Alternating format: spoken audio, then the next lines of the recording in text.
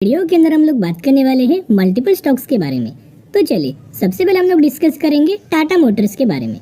तो जहां टाटा मोटर्स के अंदर आज के दिन 1.5% तक की तेजी नजर आ चुकी है एंड 792 रुपीज के आसपास हमें कहीं ना कहीं टाटा मोटर्स फाइनली क्लोज हो चुका है। तो टाटा मोटर्स के अंदर एक बहुत बड़ा अपडेट्स आया है।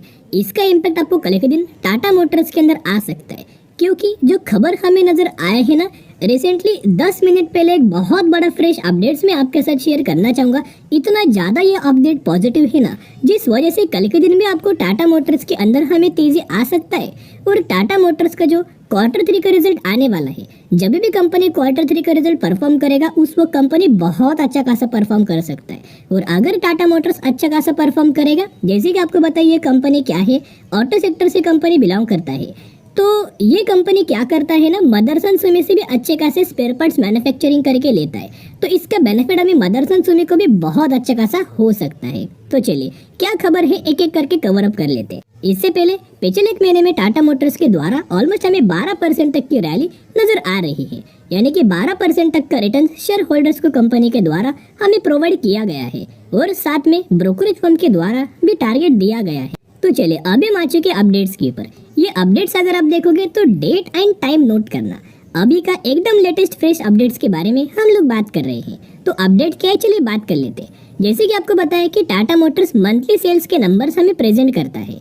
तो आज के दिन हमें दिसंबर महीने का सेल्स का डेटा आ चुका है। नंबर्स हमें कंपनी के द्वारा जारी किया गया है, जहां जो कंपनी का दिसंबर महीने का जो डोमेस्टिक सेल्स है, उस डोमेस्टिक सेल्स के अंदर कंपनी के अंदर 4% तक की मंथ ऑन मंथ बेसिस के ऊपर तेजी नजर आ चुकी है, ग्रोथ नजर आ चुकी है एंड 76,138 यूनिट्स के आसपास हमें टाटा मोटर्स के द्वारा इतना ह्यूज अमाउंट ऑफ हमें व्हीकल्स सेल किया गया है। अभी अगर आप कंप्लीट अपडेट के अंदर देखोगे तो जो डोमेस्टिक सेल्स का जो डेटा है उसके अंदर 4% तक की तेजी आ चुकी है, ग्रोथ आ चुकी है। अभी यही अगर आप ईयर ऑन बेसिस हमें 4% की तेजी है दोस्तों। वही अगर आप दिसंबर 2022 के अंदर ये डेटा कितना था, 72,997 यूनिट्स के आसपास हमें कंपनी के द्वारा व्हीकल सेल्स किया था दिसंबर 2022 में। वही 73,000 यूनिट्स बढ़ के करंटली हो चुका है 76,000 यूनिट्स, यानी कि ईयर ऑन बेसिस हमें 4% तक की ग्रोथ नजर आ चुकी है। उसके साथ साथ जो कंपनी का पैसेंजर व्हीकल्स वाला जो सेगमेंट है, उस सेगमेंट के अंदर भी कंपनी ने 9% की ईयर बेसिस ग्रोथ दिखाया हुआ है पीवी सेल्स के अंदर। पीवी यानी कि पैसेंजर व्हीकल्स। तो चलिए कंप्लीट अपडेट्स क्या है उसको जान लेते हैं।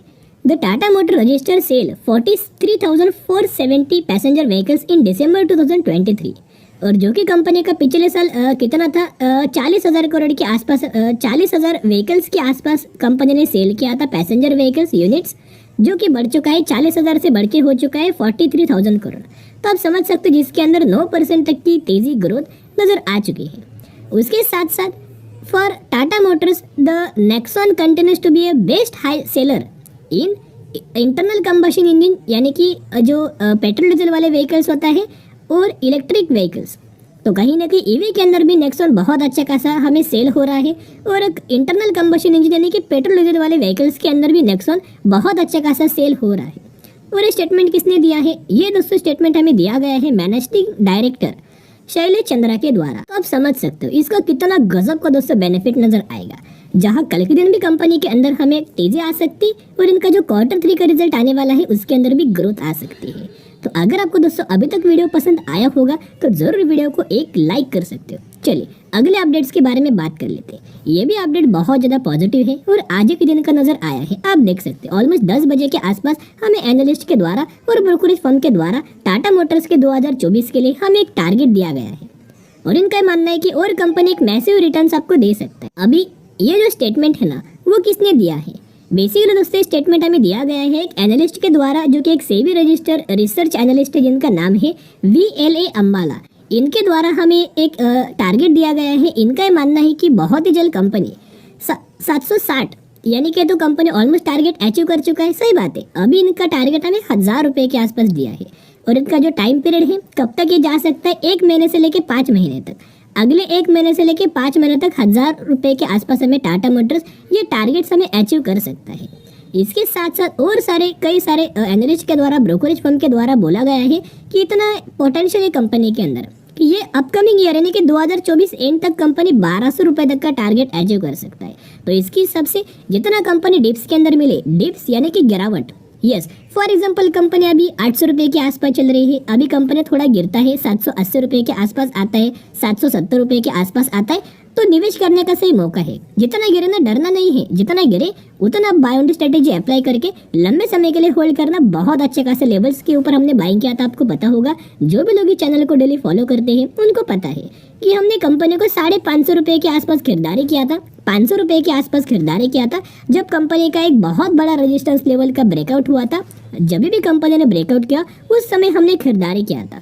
और अगर ये कंपनी का 1000 का दोस्तों टारगेट अगर दिया जाता है ना, तो हम लोगों को उस समय 100% तक का रिटर्न मिल जाएगा। एक और खबर की वजह से टाटा मोटर्स के अंदर कल के दिन बहुत अच्छी खासी तेजी आ सकती है, तो अपने रडार के ऊपर जरूर रखना।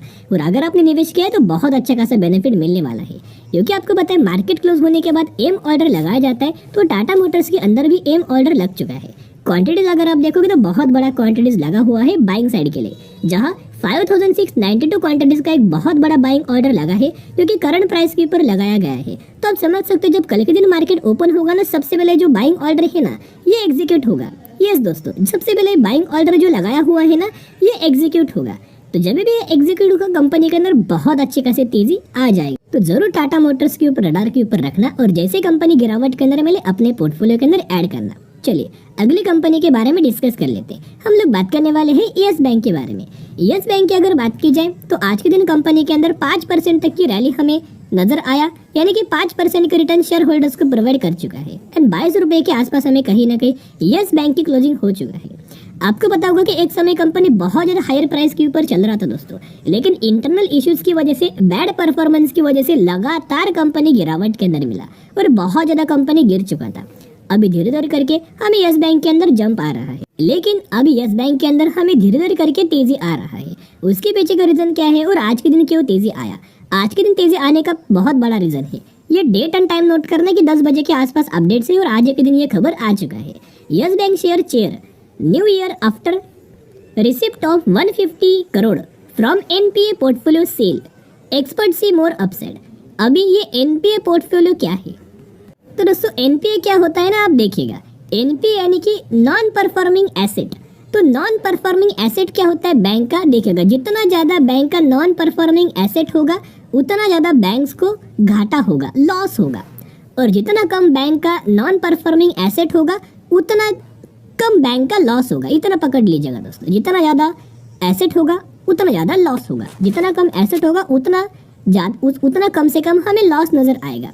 तो कहीं ना कहीं इससे पहले ऑलमोस्ट 3 से 4 महीने से एक खबर आ रहा है, पहले कंपनी ने एक बहुत बड़ा अच्छा खासा एग्रीमेंट साइन हुआ था।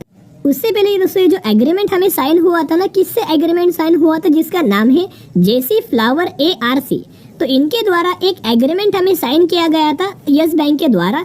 अभी किस रिगार्डिंग एग्रीमेंट था? जो नॉन परफॉर्मिंग एसेट पोर्टफोलियो है उनको सेल करने के लिए एग्रीमेंट हमें साइन हुआ था, लेकिन उस वक्त इन्होंने क्या है ना, यस बैंक को पूरा अमाउंट बिल्कुल भी पे नहीं किया था। तो अभी हुआ क्या, जो कंपनी को यानी कि जेसी फ्लावर ARC ने कंपनी को क्या किया है, 150 करोड़ का एक बहुत बड़ा फंड हमें रिसीव करके दिया हुआ है। इनका जो नॉन परफॉर्मिंग एसेट था इनको बेच दिया है। तो अगर आप इनके लेटेस्ट अपडेट के अंदर देखोगे तो ये लाइन दोस्तों पढ़ना, the private lender declaration to receive 150 crore from single trust after bad loan market is expected the amount receive would benefit private lender यानी कि Yes Bank and its merger aids more receipt of expected after NPA portfolio sale. यानी कि जो इतना बड़ा amount हमें yes bank को receive हुआ है, इतना जो नॉन परफॉर्मिंग एसेट बेच के, उसका बहुत अच्छा खासा बेनिफिट हमें कंपनी को होने वाला है। देख सकते हैं बेनिफिट प्राइवेट लेंडर, तो कहीं ना कहीं इसका बहुत बेनिफिट हमें इसका बहुत ज्यादा बेनिफिट आपको यस बैंक को मिल सकता। तो जैसे ये खबर आउट हुआ ना, वैसे ये खबर आया। ये भी खबर आज के दिन का है। ये अपडेट्स अगर आप देखोगे तो जैसे ये खबर आउट हुआ कि बेनिफिट होने वाला है यस बैंक को, वैसे एनालिस्ट के और ब्रोकरेज फर्म के द्वारा 26 रुपए का टारगेट हमें यस बैंक को दिया हुआ है। लेकिन दोस्तों क्या हुआ, जैसे खबर आउट हुआ पॉजिटिव, वैसे नेगेटिव खबर भी आउट हुआ। कहीं ना कहीं इसका इम्पैक्ट हमें यस बैंक के अंदर नजर आ सकता है। देखिएगा, Yes Bank faces penalty of 3 crore by Tamil Nadu GST department. तो यस बैंक ने क्या किया है दोस्तों, इंटरनल बेसिस के ऊपर कुछ जीएसटी के अंदर हमें प्रॉब्लम खड़ा किया है, कुछ ऊपर नीचे हमें किया गया है कैलकुलेशंस के अंदर, तो जिसके द्वारा जीएसटी डिपार्टमेंट के द्वारा जो कि तमिलनाडु के अंदर है, उन्होंने एक बहुत बड़ा पेनल्टी हमें फाइन किया है यस बैंक को, जिसका अमाउंट हमें 3 करोड़ के आसपास नजर आया है। इसका एक नेगेटिव इम्पैक्ट आपको दिख सकता है। तो यस बैंक है ना दोस्तों, बहुत ज़्यादा रिस्की है। जिस तरह से कंपनी ट्रेड कर रहा है ना, परफॉर्मेंस कर रहा है ना, बहुत ज़्यादा रिस्की है। यस बैंक के कहीं ज़्यादा बेहतर, यानी कि यस बैंक से कहीं ज़्यादा बेहतर ये बैंक है जिसका नाम है आईडीएफसी फर्स्ट बैंक। वो परफॉर्मेंस की हिसाब से बात कीजिएगा, इनके पैरामीटर्स की हिसाब से बात कीजिएगा, ग्रोथ की हिसाब से बात कीजिएगा, यस ग्रोथ तो है, लेकिन धीरे धीरे करके आपको ग्रोथ नजर आएगा। कोई बहुत बड़ी तेजी नहीं कि डायरेक्टली कंपनी 100% का रिटर्न दे देगा, 200% का रिटर्न मिलेगा, नहीं। कंसिस्टेंटली आपको कंपनी रिटर्न देगा, सिर्फ गिरावट के अंदर आपको निवेश करना पड़ेगा। तो चलिए दोस्तों, अभी हम बात करेंगे लास्ट कंपनी के बारे में जिसका नाम है नेस्ले। तो जिसके अंदर आज के दिन ऑलमोस्ट हमें 3% की तेजी आया, 27,360 रुपए के आसपास कंपनी ट्रेड कर रहा है। ये वही कंपनी है नेस्ले इंडिया जिस कंपनी ने 1:10 रेशियो का स्प्लिट का अनाउंसमेंट किया है, जिसके अंदर आपको 1 के बदले 10 शेयर मिलने वाले हैं। तो स्टडी एनालिसिस कर सकते हो, निवेश करने का कल के दिन एक आखिरी मौका है, बाद में आपको मौका नहीं मिलने वाला। तो चलिए आज के लिए इतना ही। अगर आपको वीडियो पसंद आए जरूर वीडियो को लाइक और चैनल को सब्सक्राइब कर सकते हो। फिर मिलेंगे, बाय।